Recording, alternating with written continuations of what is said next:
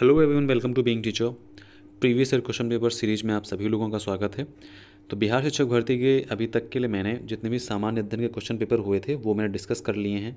तो आप लोग क्या करें, जो मैंने एक प्लेलिस्ट बना रखी है बिहार शिक्षक भर्ती क्लासेस करके, वहाँ पे जाइए। जितने भी क्लासेस मैंने अभी 3 क्लासेस करवाई हैं प्रीवियस ईयर क्वेश्चन पेपर की, तो आप उन क्वेश्चन पेपर्स को एक बार देख लीजिए, क्योंकि 40 नंबर के क्वेश्चन आपको मिलेंगे। ओके। एंड अब मैं क्या कर रहा हूँ कि अब मैं subjective wise question paper discuss करूँगा। जैसे कि टीजीटी में जो क्वेश्चन आया था आपका, एसएसटी के क्वेश्चंस थे, साइंस के थे, मैथमेटिक्स के थे। अब मैं उन क्वेश्चंस को ही यहाँ पे डिस्कस करूँगा। एसएसटी के बच्चे ज़्यादा होते हैं और साइंस के बच्चे ज़्यादा होते हैं। तो इन 2 वीडियो को मैं कल मॉर्निंग तक, एक अभी अपलोड हो जाएगा, मतलब इन 2 वीडियो को मैं जल्द से जल्द अपलोड कर दूँगा। उसके बाद में हिंदी, इंग्लिश और जो भी आपके सब्जेक्ट्स हैं, आप एक बार फिर से कमेंट कर दीजिए। मुझे आपके कमेंट्स मिल चुके हैं, लेकिन एक बार और आप अपने कमेंट्स, अपने सब्जेक्ट्स जो अभी आपके हैं, जो भी आप चाहते हैं वो आप बता दीजिए। वीडियो की स्पीड थोड़ा सा स्लो रहेगी, क्योंकि बहुत से बच्चों की शिकायत है कि सर आप बहुत तेज़ बोलते हैं। तो आप लोगों को, जिन लोगों को स्लो लगती है वो थोड़ा सा तेज़ कर लेंगे, बाकी जिन लोगों को नॉर्मल लगती है वो आराम से अपना पूरा वीडियो देखेंगे। तो आज का जो वीडियो है वो एसएसटी पे है, सोशल साइंस पे है। इसके बाद में साइंस पे रहेगा, एंड उसके बाद में फिर हिंदी, इंग्लिश, फिर जो और सब्जेक्ट रहेंगे, जो आप सब्जेक्ट कमेंट करेंगे, वो आपके सब्जेक्ट्स आपको मिलते रहेंगे। तो चलिए स्टार्ट करते हैं। सबसे पहले हमारा जो क्वेश्चन है वो ये है, सिंधु घाटी सभ्यता के प्रमुख नगर का नाम क्या है जिसका पश्चिमी एशिया से व्यापारिक संबंध था। तो यहाँ पे सिंधु घाटी सभ्यता के प्रमुख नगर का नाम पूछ रहा है जिसका पश्चिमी एशिया से व्यापारिक संबंध था। तो यहाँ पे कालीबंगा जो है वो राइट आंसर हो जाएगा। मोहनजोदड़ो से प्राप्त नर्तकी की मूर्ति किस धातु से बनी थी? कांस्य की बनी थी। सिंधु घाटी सभ्यता में किस जानवर की पूजा के प्रमाण मिलते हैं? कुबड़दार बैल के प्रमाण मिलते हैं। ऋग्वेद में कितने सूक्तों का संकलन है? 1028 है। ओके। बाकी फिर नेक्स्ट है कि किरातार्जुनीय किसने लिखा है? वो किरात और अर्जुन की कथा है। ठीक है। इसको महाकवि भारवि ने 7वीं सदी में लिखा था, और ये एक महाकाव्य है, संस्कृत साहित्य का एक महाकाव्य ये माना जाता है। नेक्स्ट क्वेश्चन है हमारा, वैदिक काल में प्रयुक्त पुर का अर्थ क्या होता है? तो वैदिक काल में जो पुर का हम शब्द यूज करते थे उसका अर्थ होता है दुर्ग। ऋग्वेद में तछन किसे कहते हैं? ऋग्वेद में तछन किसे कहते थे? बढ़ई को। मौर्यकालीन कांकड़ी किस धातु के बने सिक्के हैं? तांबा के।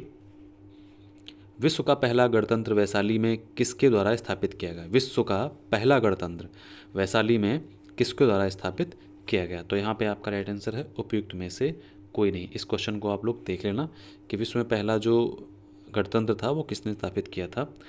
कौटिल्य का अर्थशास्त्र कितने अधिकरणों में विभाजित है? तो यहाँ पे आपका राइट आंसर हो जाएगा ई। यहाँ पे उपयुक्त में से कोई नहीं, लेकिन यहाँ पे इसका राइट आंसर हो जाएगा 15 जो अधिकरण हैं उसमें विभाजित है। नेक्स्ट क्वेश्चन है कि इल्तुतमिश ने बिहार में अपना प्रथम सूबेदार किसे नियुक्त किया था?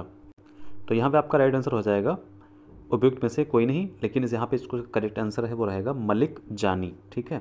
जो मलिक जानी हैं उनको जो है यहाँ पे सूबेदार नियुक्त किया गया था। ओके। बिरसा मुंडा का कार्यक्षेत्र कौन सा था? बिरसा मुंडा का कार्यक्षेत्र कौन सा था? रांची का था। ये जनजाति एरिया में रहने वाले लोग थे। ठीक है। मुंडा जनजाति जो है वो रांची वगैरह के जो क्षेत्र, जो एरिया हैं वहाँ पे, जंगली एरिया में वहाँ पे पाई जाती है। 1857 की क्रांति के बिहार के नेता कौन थे? 1857 की क्रांति के बिहार के नेता कौन थे? तो उपयुक्त में से यहाँ पे कोई नहीं। तो इसका कौन जो नेता थे वो बिहार क्रांति के थे? कुंवर सिंह। कि मगध की प्रथम राजधानी कौन थी? यहाँ पे गिरिव्रज मतलब राजगृह जो है वो मगध की प्रथम राजधानी थी। उस स्रोत का नाम बताइए जिसमें पाटलिपुत्र के प्रशासन का वर्णन उपलब्ध है। इंडिका। मदद ए मास मुगल प्रशासन में किससे संबंधित था? विद्वानों को दी जाने वाली राजस्व मुक्त भूमि से संबंधित था।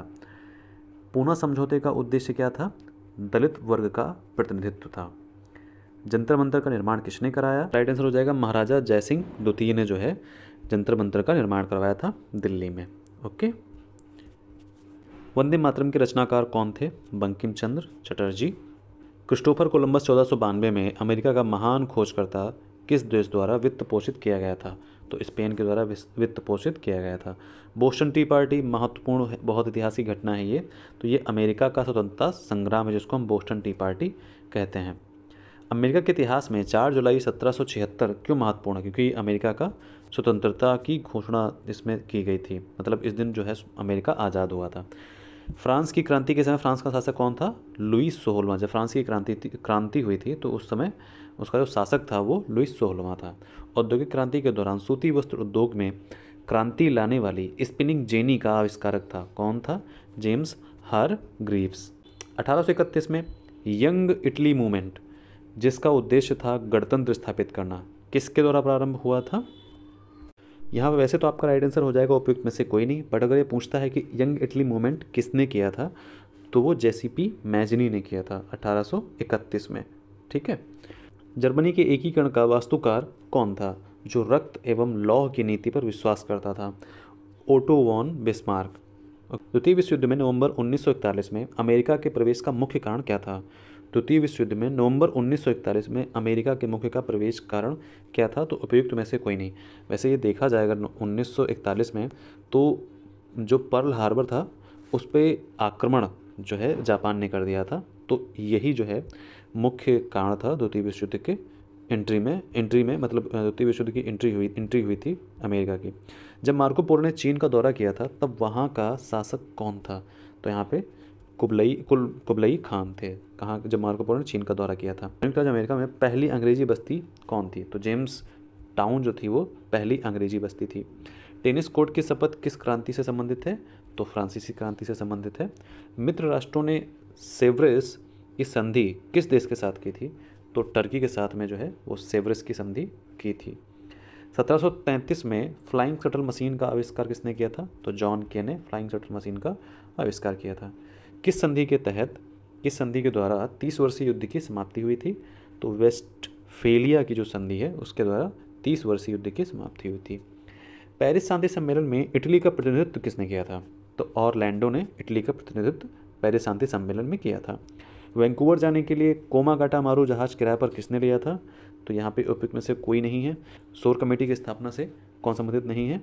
तो भगवान सिंह जो है वो संबंधित नहीं है। क्वेश्चन है कि महात्मा गांधी ने किस घटना को हिमालयी भूल कहा है? तो जलियांवाला जो बाग है उसको महात्मा गांधी ने हिमालयी भूल कहा है।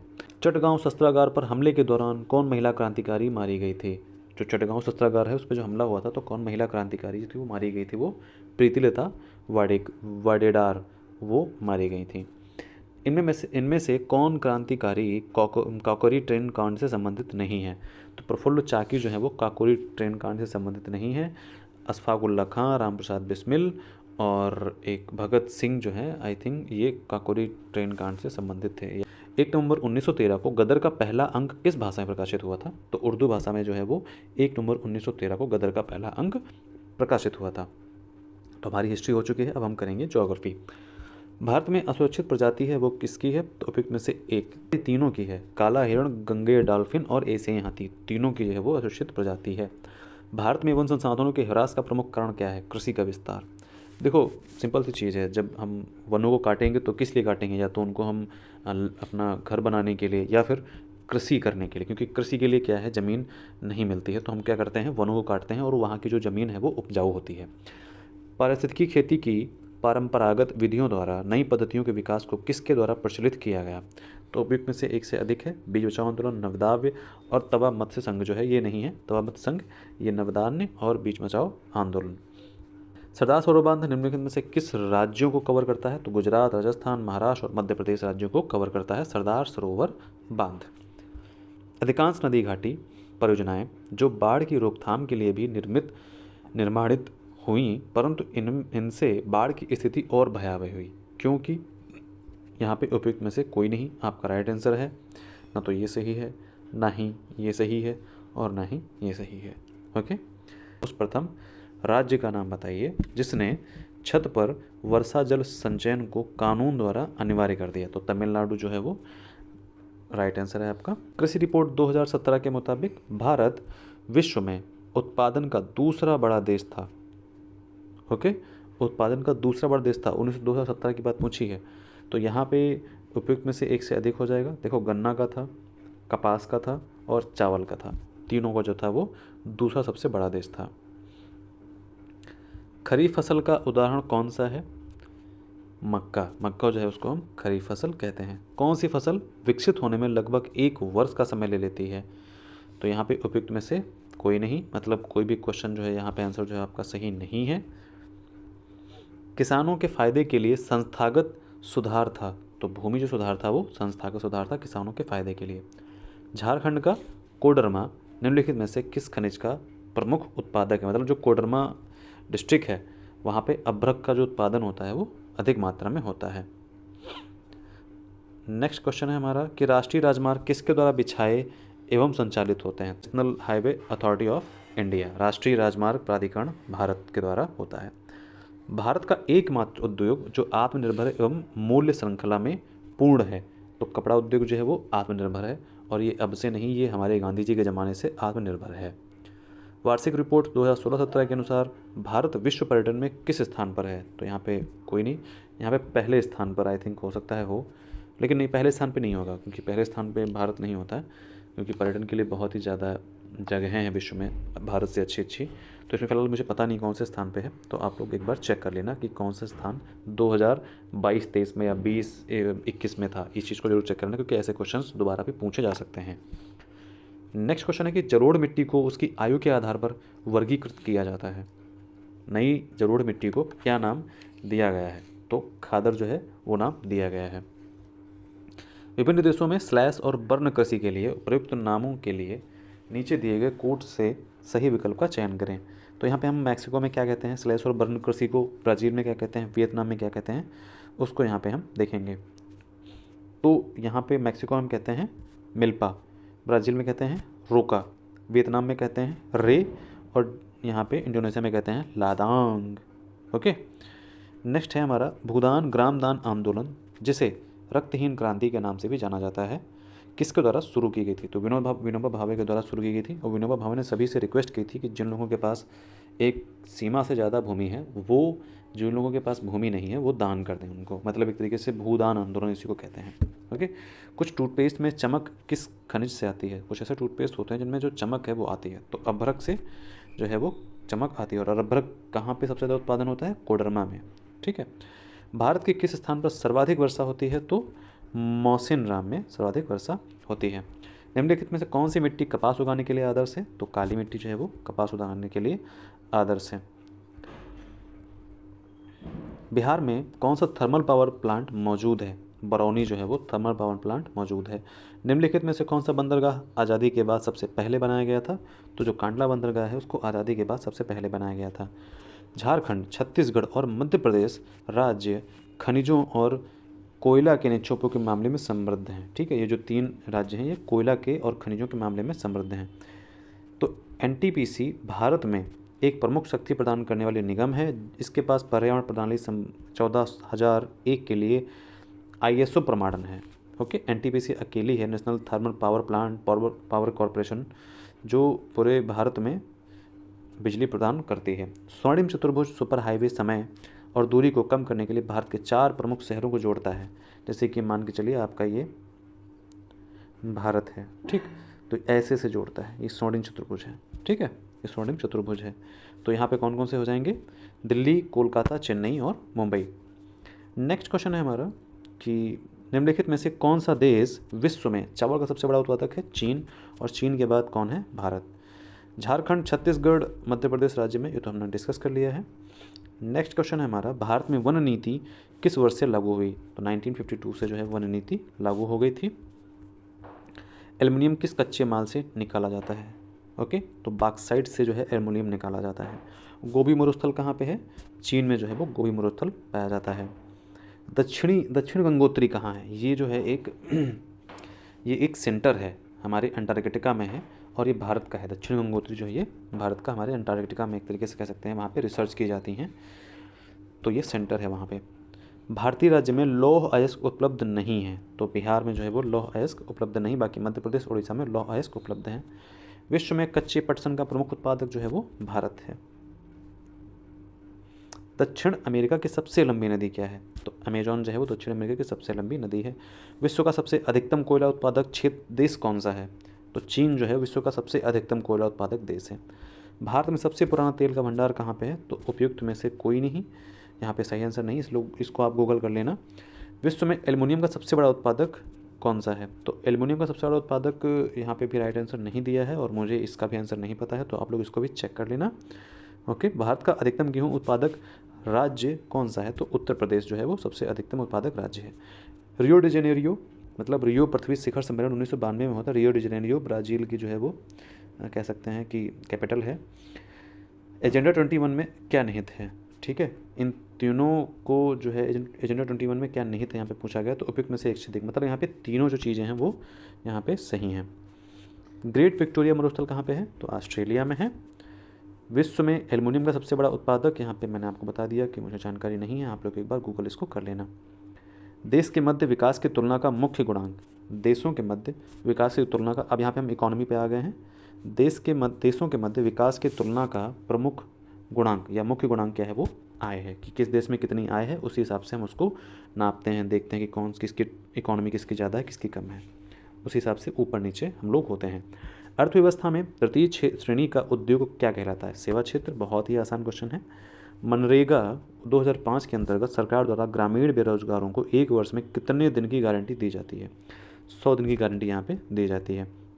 भारत में बैंक अपनी जमा का कितने प्रतिशत धन नकदी के रूप में रखते हैं? तो यहाँ पे 15 जो प्रतिशत धन है वो नकदी के रूप में रखते हैं, बाकी जो प्रतिशत है वो डिजिटल या फिर कहीं इन्वेस्ट करते हैं। औसत आय और भी किस नाम से जानी जाती है? तो प्रति व्यक्ति आय के नाम से जानी जाती है। मानव विकास रिपोर्ट किसके संगठन द्वारा प्रकाशित की जाती है? तो यूएनडीपी के द्वारा प्रकाशित की जाती है, जो मानव विकास मतलब ह्यूमन डेवलपमेंट इंडेक्स। निम्नलिखित में से कौन सा विकल्प वैश्वीकरण को इंगित करता है? देशों के मध्य तीव्र आर्थिक एकीकरण को जो है वो वैश्वीकरण को मतलब डाइवर्सिफिकेशन, ठीक है, ग्लोबलाइजेशन जिसको हम कहते हैं, वो यहाँ पे वैश्वीकरण कहलाता है। अनुचित व्यापार प्रथाओं एवं शोषण के विरुद्ध उपभोक्ता के पास कौन सा अधिकार है? तो उपयुक्त में से एक से अधिक, मतलब यहाँ पे तीनों इसका राइट आंसर हो जाएगा। नेक्स्ट क्वेश्चन है कि अपने नागरिकों को सरकार से उनके कार्यों के बारे में सवाल करने का अधिकार देने के लिए कौन सा अधिनियम लाया गया? तो आरटीआई लाया गया था अधिनियम, कि मतलब जो भी नागरिक चाहें वो एक आरटीआई फाइल करके पूछ सकते हैं कि आखिर सरकार कहाँ पे कितना पैसा खर्च कर रही है, या जो भी जानना चाहती है वो जान सकती है, डिफेंस चीज़ों को छोड़ करके, नेशनल सिक्योरिटी वाली चीज़ों को छोड़ करके बाकी आप सब कुछ जान सकते हैं कि सरकार कब क्या कहाँ कितना पैसा इन्वेस्ट कर रही है। किस बहुराष्ट्रीय कंपनी ने छोटी भारतीय कंपनी पारक फूड्स को खरीद लिया? तो कारगिल जो फूड्स है उसने जो छोटी भारतीय कंपनी है पारक फूड्स उसको खरीद लिया है। नेक्स्ट है, भारत में राष्ट्रीय उपभोक्ता दिवस कब मनाया जाता है? 24 दिसंबर को राष्ट्रीय उपभोक्ता दिवस मनाया जाता है। अब इसका एक ये भी देख लेना कि अंतर्राष्ट्रीय उपभोक्ता दिवस कब मनाया जाता है, तो शायद आई थिंक अक्टूबर में है या मार्च में होता है, मुझे कंफर्म नहीं पता, बट आप इसको गूगल करना है। ओके, भारत सरकार द्वारा उपभोक्ता संरक्षण अधिनियम कोपरा कब पारित किया गया था? तो 1986 में पारित किया गया था। इन क्वेश्चंस को बहुत अच्छे से देखना है, क्वेश्चंस रिपीट जरूर होंगे, ये लिख लो। मनरेगा अधिनियम के बारे में निम्नलिखित में से कौन सा गलत है? तो मनरेगा जो अधिनियम है उसमें गलत पूछ रहा है कौन सा है? तो यदि सरकार असफल होती है तो यह रोजगार भत्ता नहीं देगी, ऐसा नहीं, ये गलत है। ओके, आपको रोजगार भत्ता मिलेगा चाहे सरकार असफल हो या सफल हो। निम्नलिखित में से कौन सा क्रेडिट की शर्तों के अंतर्गत नहीं आता है? जमा जो है वो क्रेडिट मतलब ब्याज आपको मिलने के अंतर्गत नहीं आता, कि अगर आपको ब्याज दिया जाएगा तो ये चीज़ नहीं, मतलब जमा नहीं मांगी जाएगी आपसे। आरबीआई के बारे में निम्नलिखित में से कौन सा गलत है? यहाँ पे गलत पूछ रहा है, तो सबसे पहले हम सही जानते हैं क्या है। आरबीआई अनौपचारिक क्षेत्र की निगरानी नहीं कर सकता है, बिल्कुल सही है। आरबीआई सरकार की ओर से करेंसी नोट जारी करता है, बिल्कुल सही है। आरबीआई ग्राहकों से जमा स्वीकार करता है, ये गलत है। बैंक जो है वो ग्राहकों से जमा स्वीकार करते हैं, आरबीआई नहीं। 2016 के आंकड़ों के अनुसार निम्नलिखित देशों में से बेहतर मानव विकास निष्पादन वाला देश कौन सा है? तो यहाँ पे श्रीलंका जो है वो 2016 की बात की जा रही है, 1919 की 20 की बात नहीं की जा रही है, 2016 की बात की जा रही है, तो यहाँ पे श्रीलंका राइट आंसर हो जाएगा। भारत सरकार ने विश्व स्तरीय सुविधाएं देकर विदेशी कंपनियों को भारत में निवेश के लिए आकर्षित करने के लिए कौन से कदम उठाए हैं? इन औद्योगिक क्षेत्रों को क्या कहते हैं? सॉरी, कौन से यहाँ पे कौन नहीं पूछा, यहाँ पे पूछ रहा है कि जो कदम उठाए हैं उनको हम क्या कहते हैं? तो यहाँ पे स्पेशल इकोनॉमिक जोन कहते हैं, विशेष आर्थिक क्षेत्र कहते हैं। ओके, नेक्स्ट है, वह स्थिति जब दोनों पक्षों को एक दूसरे की वस्तुओं को बेचने और खरीदने के लिए सहमत होना पड़ता है। तो चाहतों का दोहरा संयोग। ओके, जीडीपी एक विशेष वर्ष के दौरान उत्पादित सभी अंतिम सामान और सेवाओं का कुल मूल्य। जीडीपी अगर हम कहते हैं ग्रॉस डोमेस्टिक प्रोडक्ट, वो क्या है? सभी अंतिम सामान और सेवाओं का कुल मूल्य है। Okay, RN. मल्होत्रा कमेटी संबंधित है तो वो बीमा क्षेत्र से। सरकारी व्यय को नियंत्रित करने का जो प्राधिकारी है वो वित्त मंत्रालय है। भारत में काली क्रांति संबंधित है तो कच्चा तेल से संबंधित है। भारत की नकदी फसल कौन सी नहीं है? जौ जो है वो नकदी फसल नहीं है। भारत अधिकतम विदेशी मुद्रा किसके द्वारा कमाता है? तो कपड़ा के द्वारा कमाता है। निम्नलिखित में से कौन सा एक राष्ट्रीय खाद्य सुरक्षा मिशन में शामिल नहीं है? तो तिलहन जो है वो राष्ट्रीय खाद्य सुरक्षा मिशन में शामिल नहीं है। यहाँ पे ऐसे पूछा जाता है, देखिए पूछ लिया गया कि प्रथम पंचवर्षीय योजना का मॉडल क्या था? तो हेरोल्ड डोमर जो था वो पहली पंचवर्षीय योजना का मॉडल था। तो आपको पंचवर्षीय योजनाएं पढ़ के जानी ही जानी है। नीति आयोग कब अस्तित्व में आया? 1 जनवरी 2015 को नीति आयोग जो है वो अस्तित्व में आया। प्रधानमंत्री किसान सम्मान निधि योजना किस तारीख को शुरू की गई थी? 1 फरवरी 2019। किसान सम्मान निधि योजनाएं हैं, इनको भी एक बार आप देख लीजिएगा। जो भी है जनधन योजना, सम्मान निधि योजना देख लीजिएगा। गरीबी रेखा को निर्धारित करने के लिए कौन सा संगठन सर्वेक्षण करता है? वो नीति आयोग करता है। गुलाबी क्रांति जो है वो प्याज से संबंधित है। रॉबिनहुड प्रभाव निम्नलिखित में से किससे संबंधित है? तो आय पुनर्वितरण से जो है वो रॉबिनहुड प्रभाव संबंधित है। भारत में किस वर्ष रेल बजट को आम बजट में मिला दिया गया? बहुत अच्छा क्वेश्चन है, और ये भी पूछा सकता है कि मिला कब दिया गया और अलग कब किया गया। तो 2017 यहाँ पे जो है इसमें आम बजट में मिला दिया गया था। भारत का 13वां प्रधान बंदरगाह किस राज्य में स्थापित किया जाने वाला है? तो महाराष्ट्र में जो है वो 13वां प्रधान बंदरगाह स्थापित किया जाने वाला है। भारत की पहली स्वदेशी एंटी रेडिएशन मिसाइल का नाम? बहुत अच्छा क्वेश्चन है। तो यहाँ पे उपयुक्त में से कोई नहीं, इसको भी आपको गूगल करना है। 4-5 क्वेश्चन या 6-7 क्वेश्चन ही होते हैं जिनको आपको गूगल करना होता है, कर लिया करिए, थोड़ा सा मेरे लिए आसान हो जाता है। नेक्स्ट क्वेश्चन है कि डेयरी उद्योग आर्थिक गतिविधि के किस क्षेत्र में आता है? तो ये प्राथमिक क्षेत्र में आता है क्योंकि एग्रीकल्चर से संबंधित है। भारत ने किस पंचवर्षीय योजना के दौरान मिश्रित अर्थव्यवस्था को अपनाया था? तो द्वितीय पंचवर्षीय योजना के दौरान जो है वो मिश्रित अर्थव्यवस्था को अपनाया था। खुले बाजार की जो क्रिया है ओपन मार्केट ऑपरेशन किस नीति का अंग है? ओके, तो यहाँ पे उपयुक्त में से कोई नहीं। भारत में बैंकों का राष्ट्रीयकरण कब हुआ था? 1969 में भारत में बैंकों का राष्ट्रीयकरण हुआ था।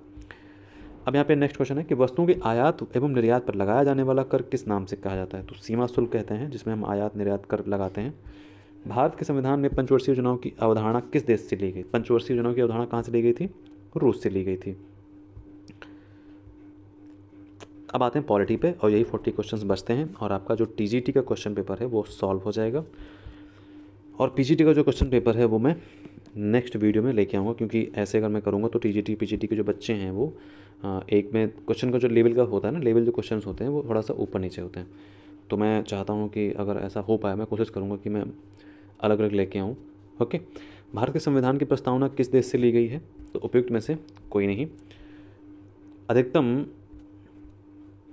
अधिकतम निर्वाचन क्षेत्रों वाले राज्यों को उनके बढ़ते हुए क्रम में व्यवस्थित कर विकल्प का चयन करिए।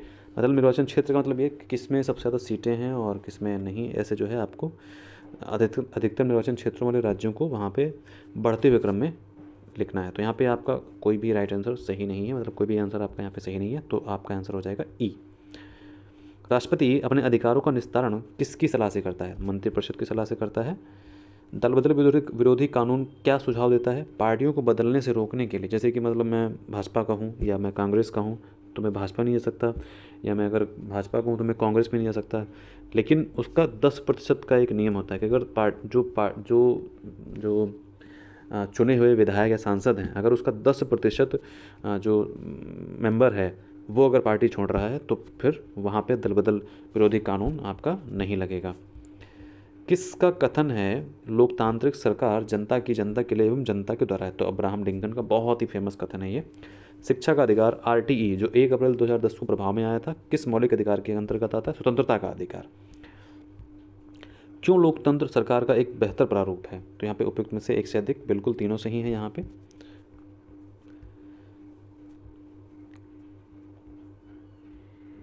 किस संशोधन अधिनियम द्वारा संविधान में मौलिक कर्तव्य 1976 में निहित हुए? तो 42वां जो संविधान संशोधन द्वारा उसके द्वारा जो है मौलिक कर्तव्य रूस से लिए गए थे और संविधान में ऐड किए गए थे। और कहाँ पे ऐड है? 51 का में, ठीक है, 51A। भारतीय उच्चतम न्यायालय अस्तित्व में कब आया था? उपयुक्त में से कोई नहीं। यहाँ पे उच्चतम न्यायालय कब आया था? तो यहाँ पे भारतीय उच्चतम न्यायालय अस्तित्व में कब आया था? तो यहाँ पे आपका राइट आंसर हो जाएगा, वैसे तो ई हो जाएगा, लेकिन अगर हम सही आंसर की बात करें तो 26 जनवरी के 2 दिन बाद 26 जनवरी 1900 1950 को अस्तित्व में आया था। लोकतंत्र अदालत के बारे में निम्नलिखित कथनों पर विचार करिए। लोक अदालत के बारे में निम्नलिखित कथनों पर विचार करिए। तो यहाँ पे आपके ऑप्शंस दिए हैं। यह एक सस्ती न्यायिक सेवा है, एक एकल पेशी पर विवाद निवारण है, यह त्वरित न्याय देता है, सेवानिवृत्त जज लोक अदालत चलाता है, यह एक सर्वोच्च न्यायालय है। तो यहाँ पे कौन सा सही उत्तर है उसको चुनना है। तो यहाँ पे आपका सी राइट आंसर हो जाएगा 1 2 3 4। ओके, तो 1 2 3 4 यहाँ पे ये सर्वोच्च न्यायालय नहीं है। ये एक सस्ती न्यायिक सेवा है, एकल पेशी का विवाद निवारण है और त्वरित न्याय देता है। सेवानिवृत्त जो जज होते हैं वो इसको चलाते हैं। विश्व के किस देश द्वारा 1948 से 1989 के मध्य रंग भेद का एक आधिकारिक नीति की तरह पालन किया गया था? दक्षिण अफ्रीका जो है यहाँ पे आपका राइट आंसर हो जाएगा। धन विधेयक के बारे में निम्नलिखित में से कौन सा कथन असत्य है यहाँ पे माना जाता है? तो यहाँ पे आपके 4 ऑप्शन है यहाँ पे कि कौन सा कथन असत्य है। ओके, तो उपयुक्त में से कोई नहीं। ठीक है, यहाँ पे जो कोई भी जो कथन है वो असत्य नहीं है। देखिए, धन विधेयक जो है सही आंसर चुनिए। तो यहाँ पर मतलब ये है कि कोई भी जो आंसर है वो सही नहीं है। जैसे कि यह वित्तीय मामलों से संबंधित है। ठीक है, तो यहाँ पे इन्होंने ऐसा वही नहीं दिया है ऑप्शंस कि यहाँ पे सिर्फ एक हो, ऐसा नहीं है। तो बिल्कुल वित्तीय मामलों से संबंधित है, क्योंकि धन विधेयक जो होता है इसमें धन निकालने की प्रक्रिया से संबंधित होता है। यह केवल लोकसभा में प्रस्तावित होता है। गलत, लोकसभा और राज्यसभा दोनों में प्रस्तावित होता है, लेकिन लोकसभा में पहले प्रस्तावित होता है और उसके बाद राज्यसभा में होता है। यह केवल राज्यसभा में होता है, ये भी गलत है। उसके बाद इसकी प्रकृति पर सभा द्वारा प्रमाण की आवश्यकता होती है, ये भी गलत है, क्योंकि ये लोकसभा में पारित हो जाता है और लोकसभा ही इसको पारित करती है। उसके बाद राज्यसभा में ये पारित हो या ना हो, 14 दिन के बाद में इसको वापस लोकसभा में भेजना पड़ता है और ये पारित मान लिया जाता है।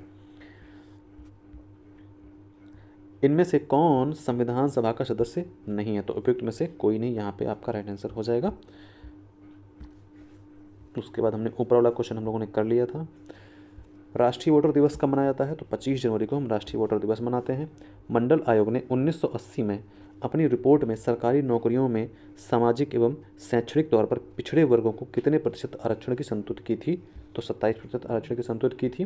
कौन सा मौलिक अधिकार संविधान का हृदय एवं आत्मा कहलाता है? कौन सा मौलिक अधिकार संविधान का हृदय एवं आत्मा कहलाता है? बताइए, इसमें आप लोग कमेंट करिए। बहुत ही अच्छा क्वेश्चन है, मैं आप लोगों को कमेंट्स को उसको देखना चाहता हूँ। कौन सा अधिकार अल्पसंख्यकों के प्रति विशेष है? कौन सा अधिकार अल्पसंख्यकों के प्रति विशेष है? तो यहाँ आपका राइट आंसर हो जाएगा कोई नहीं। यहाँ पे जो अधिकार है, यहाँ पे तीनों चारों में से कोई नहीं जो है वो, क्योंकि यहाँ पे अल्पसंख्यकों का कोई अधिकार यहाँ पे दिया ही नहीं गया है। ठीक है, और आर्टिकल 25 से लेकर के 28 तक और 30 तक जो है अल्पसंख्यकों को लेकर के यहाँ पे बात कही गई है। चुनावी कदाचारों पर निम्नलिखित में से कौन सा कथन प्रतिभारित है? चुनावी कदाचारों पर निम्नलिखित में से कौन सा कथन प्रतिभारित है? तो उपयुक्त में से एक से अधिक जो है यहाँ पे प्रतिभारित है। जैसे कि सत्तारूढ़ दल द्वारा सरकारी मशीनरी का दुरुपयोग, वोटरों को धमकाने में अत्यधिक धन का प्रयोग, दल गठबंधन द्वारा लोक समर्थन का विश्वास। तो ये तीनों हमको लग रहा है यहाँ पे हो जाएंगे। कदाचार जो है यहाँ पे लोक समर्थन का विश्वास, यहाँ पे ये दो जो आंसर है ये सही हो सकते हैं, क्योंकि यहाँ पर मतलब प्रतिभारित कदाचार मतलब गलतियाँ। ओके, यहाँ पे गलतियाँ जो हैं वो उनको कौन कौन सी गलतियाँ मानी जाती हैं। तो कौन सा अधिकार जो है अल्पसंख्यकों के प्रति अधिकार है? तो ये हम लोगों ने चेक देख लिया था। उसके बाद हमारा दूसरा क्वेश्चन है कि संयुक्त राष्ट्र सुरक्षा परिषद के बारे में कौन सा कथन असत्य है? यहाँ पे असत्य की बात की जा रही है। तो असत्य ये है कि IMF एवं विश्व बैंक इसकी निधिकरण एजेंसियाँ हैं। गलत है। IMF और विश्व बैंक की अलग इंडिपेंडेंट एजेंसियाँ हैं। ठीक है, इसकी निधिकरण एजेंसियाँ नहीं हैं। हालांकि इनडायरेक्टली कहा जाए तो बिल्कुल यही सही है, क्योंकि जो इसमें कंट्री हैं वही उन्हीं की यहाँ पे कह सकते हैं एक, जैसे कि यूनाइटेड स्टेट अमेरिका हो गया, ब्रिटेन हो गया, इन सभी के यहाँ पे ना तूती बोलती है, एक तरीके से कह सकते हैं। यहाँ पे इनकी चलती है, पौवा चलता है इनका, कह सकते हैं। इस परिषद में 15 सदस्य देश हैं, जिनमें 5 स्थायी सदस्य। बिल्कुल सही है। प्रत्येक स्थायी सदस्य के पास वीटो शक्ति है। बिल्कुल सही। यहाँ पे अस्थायी नहीं, यहाँ पे स्थायी की बात की जा रही है। ठीक है। संविधान सभा के बारे में क्या सही नहीं है? तो जुलाई 1946 में इसकी प्रथम सभा हुई। बिल्कुल गलत है। 9 दिसंबर 1946 को यहाँ पे सभा की गई थी। ठीक है। नेक्स्ट क्वेश्चन है कि निम्नलिखित में से कौन सा बेल्जियम मॉडल का तत्व नहीं है? ओके, तो यहाँ पे बिल्कुल राइट आंसर आपका डी हो जाएगा, ई हो जाएगा, कि कोई भी यहाँ पे आंसर जो है वो सही नहीं है। पावर शेयरिंग के बारे में निम्नलिखित में से कौन सा कथन गलत है? तो यहाँ पे कोई भी कथन जो यहाँ पे सही नहीं है, कोई में से कोई भी नहीं। देखिए, कौन सा कथन गलत है? तो उपयुक्त में से कोई नहीं, तो मतलब सारे कथन जो है वो आई थिंक सही है। जैसे कि पहला कथन है सत्ता सरकार के विभिन्न अंगों के बीच साझा की जाती है, बिल्कुल। सत्ता विभिन्न स्तरों पर सरकारों के बीच साझा की जा सकती है, बिल्कुल। प्रत्येक समाज को किसी न किसी रूप में शक्ति बंटवारे की आवश्यकता होती है, भले ही वह छोटा हो या सामाजिक विभाजन ना हो। ओके, नेक्स्ट है कि निम्नलिखित में से कौन सा समवर्ती सूची में शामिल है? तो जंगल। समवर्ती सूची देखो 3 सूचियाँ होती हैं, राज्य सूची, केंद्र सूची, समवर्ती सूची। तो राज्य सूची जो होती है वो राज्यों के लिए होती है, हालांकि उस पर केंद्र भी कानून बना सकता है, लेकिन राज्य जो है उस पर कानून बनाता है। नॉर्मली ऐसा होता नहीं है, तो राज्य कानून बनाता है उस पर, केंद्र में केंद्र कानून बनाता है। लेकिन जो समवर्ती सूची होती है, ठीक है, उस पर जब कानून चाहे, उसमें अधिकतर राज्य कानून बना सकता है, लेकिन अगर केंद्र कानून उस पर बना देता है तो केंद्र की ही सुनी जाएगी, ठीक है। इसको हम अवशिष्ट शक्तियाँ बोलते हैं, मतलब जो बची खुची शक्तियाँ होती हैं वो शक्तियाँ। तो स्पेशली इसमें केंद्र की ही जो है भागीदारी ज़्यादा होती है। बाकी राज्य जो राज्य सूचियाँ हैं उसमें राज्य कानून बना सकता है। ओके, निम्नलिखित में से किस देश में सार्वजनिक जीवन में महिलाओं की भागीदारी सबसे कम है? तो चीन में जो है सबसे कम है। भारत में जो है बढ़ रही है धीरे धीरे, ये अच्छी चीज़ है। सिंगली को एकमात्र आधिकारिक भाषा के रूप में मान्यता देने के लिए किस वर्ष श्रीलंका में एक अधिनियम पारित किया गया था? तो 1956 में इस अधिनियम को पारित किया गया था और सिंगली भाषा को वहाँ पे जो है राष्ट्रीय भाषा का दर्जा दे दिया गया था। निम्नलिखित में से कौन सा बेल्जियम मॉडल का तत्व नहीं है? यहाँ बेल्जियम मॉडल का तत्व कौन सा नहीं है? तो उपयुक्त में से कोई नहीं, ठीक है। नेक्स्ट क्वेश्चन हमारा यहाँ पे है कि संविधान सभा के बारे में क्या सही नहीं है? ये तो हमने अभी डिस्कस कर लिया था। ओके, नेक्स्ट क्वेश्चन चलते हैं।